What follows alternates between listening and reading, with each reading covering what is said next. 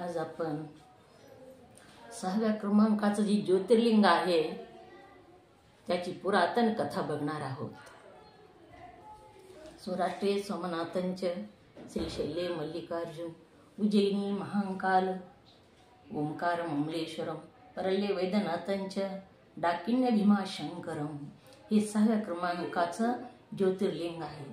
हे ज्योतिर्लिंग महाराष्ट्रामध्ये पुणे जिल्ह्यामध्ये सह्याद्रीच्या कुशीमध्ये आहे।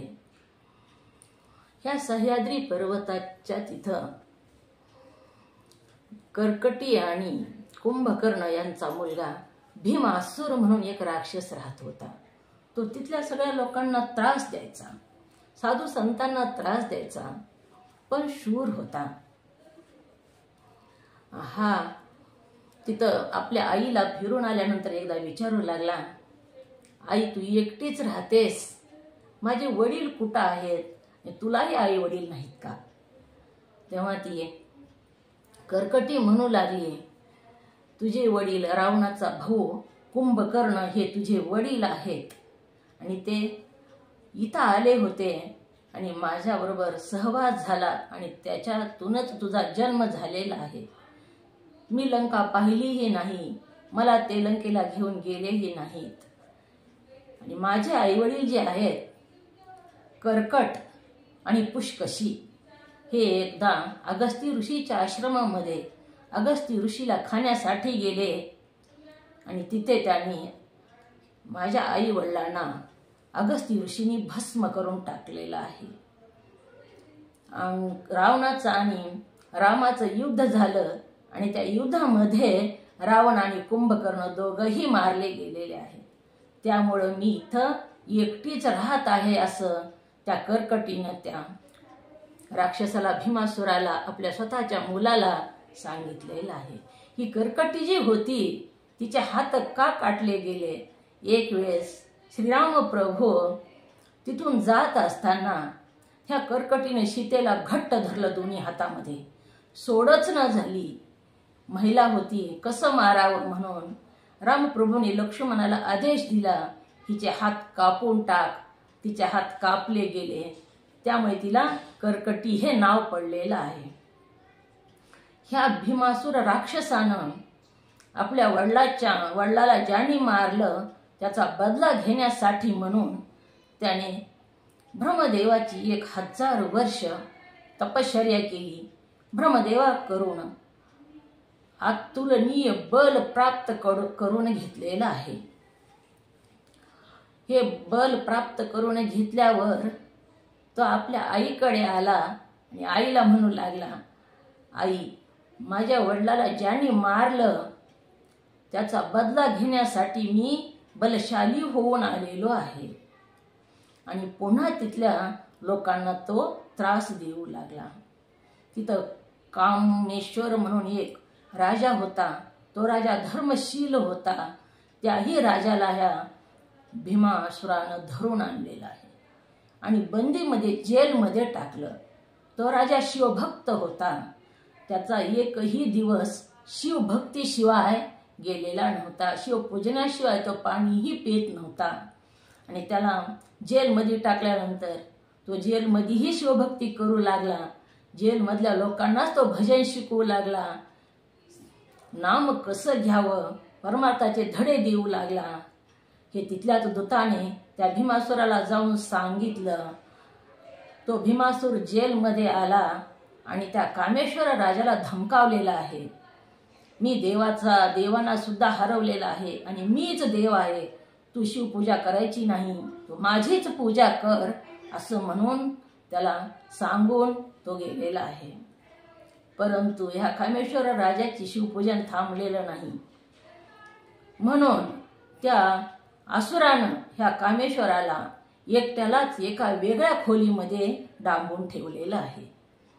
पुन्हा त्या खोलीमध्येही तो कामेश्वर राजा पार्थिव शिवलिंग तयार करून पूजा करू लागला आणि त्याची पत्नी पण घरी नित्य शिवपूजा करायची। एकही दिवस शिवपूजाशिवाय अन्न पाणी ग्रहण करत नव्हते। अशी पती पत्नी धर्मशील होते। देव सुद्धा नदी काठी ह्या भीमासुराच्या त्रासाला कंटाळून शिवाची आराधना करू लागलेले होते. एके दिवशी भीमासुराला दूताने सांगितलेलं आहे, महाराज राजाला आपल्या मालकाला सांगितलेलं आहे की तो जो राजा डांबून ठेवलेला आहे तो त्या एका खोलीमध्ये सुद्धा शिव आराधना करतो आहे. तो शिव आराधना तुमच्या नाशासाठी करतो आहे असं सांगितल्यामुळं तो भीमासूर पुन्हा तिथे गेला. तर गेल्याबरोबर तो जो राजा होता कामेश्वर राजा त्याने पार्थिव शिवलिंग निर्माण केलेलं होतं आणि त्याचे पूजन तो तिथं करत होता.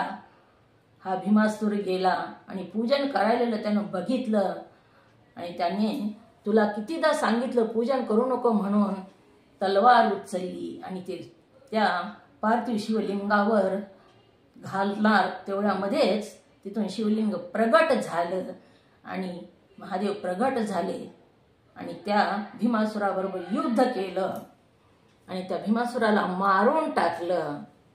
सगळ्या देवांना आनंद झालेला आहे आणि ह्या भीमासुरासाठी देव आला म्हणून भीमाशंकर त्याच्या नावानं तिथं ते शिवलिंग ज्योतिर्लिंग स्थापित झालेलं आहे. इथूनच भीमा नदीचा उगम सुद्धा झालेला आहे. जेव्हा त्रिपुरासुराला महादेवानं मारलं, ह्या राक्षसांना मारलं, बरेच दिवस युद्ध झालं होतं, तेव्हा देव थकून गेले आणि त्या सह्याद्रीच्या रांगेमध्ये एक निवांत ठिकाण बघून जाऊन बसलेले आहेत. तेव्हा त्यांच्या अंगामधून घाम निघू लागला. सहस्र धारा घामाच्या निघालेल्या आहेत. त्याच्यातली एक धार तिथं विहिरीसारखं कुंड होतं, त्या विहिरीमध्ये जाऊन पडली आणि ती विहीर भरली आणि तिथूनच ती झुळझुळ वाहू लागली आणि तीच भीमा नदी म्हणून पुढे पंढरपूर पर्यंत वाहत आलेली आहे. पंढरपूर पर्यंत वाहत आल्यानंतर पुंडलिक आपल्या अंध आई वडिलाची सेवा करत होता. आणि माता पित्याची सेवा जर करत असेल तर त्याला कुठलंही विघ्न येत नाही असं शास्त्र सांगतं. तिथं आई वडिलाची सेवा करणारा जो पुंडलिक आहे त्या पुंडलिकाला त्या भीमेनं वाहून नेलं नाही. भीमेला पूर आला असताना सुद्धा तिनं त्या पुंडलिकाला चंद्राकृती वळसा घातला आणि पुढे निघून गेली. म्हणूनच पंढरपूरला ह्या भीमा नदीला चंद्रभागा हे नाव पडलेलं आहे.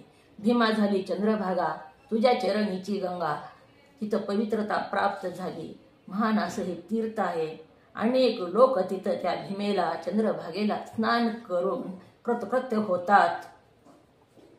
अशा प्रकारे हे ज्योतिर्लिंग स्थापित झालेलं आहे आणि भीमा नदी ही प्रगट झालेली आहे. माझा व्हिडिओ जर तुम्हाला आवडला तर सबस्क्राईब आणि लाईक करा.